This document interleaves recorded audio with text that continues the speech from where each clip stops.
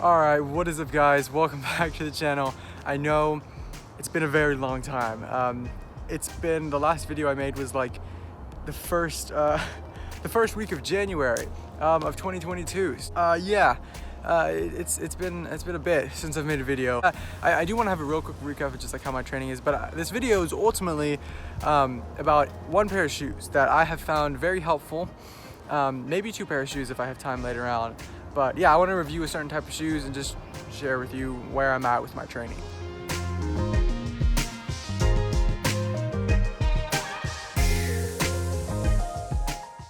All right, so first a recap on how my training and like track season is going. So track season started, so yay. I was gonna make this whole video on our first meet and our first practice, but I didn't. So there's not really a good excuse for that. But track training has been going really well, but it's been going great. I've been hitting really high mileage weeks, 45, 48 miles weeks. I've been trying to work towards 50, not quite there yet, but the workouts have been going incredibly well. I think I'm in the best shape like I've ever been in.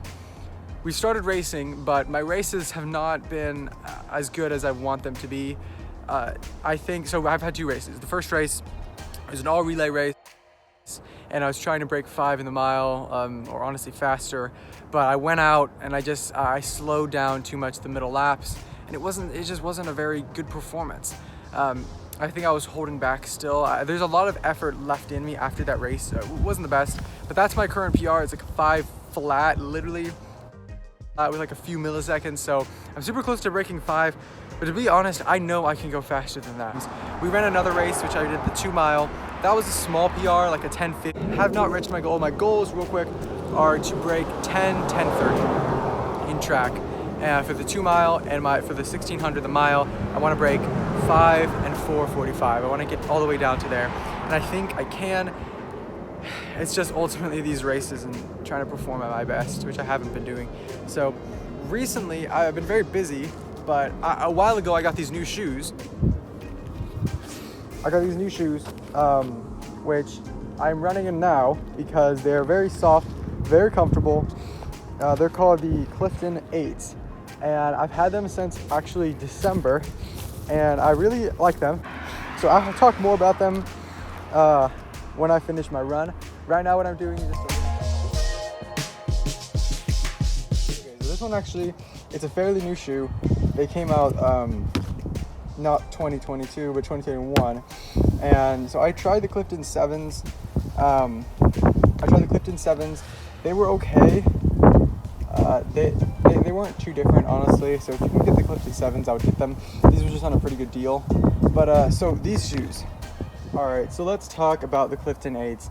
There's kind of really 4 things that I like about these shoes. There's my dog. These shoes is that the first off is that they're incredibly comfortable shoes.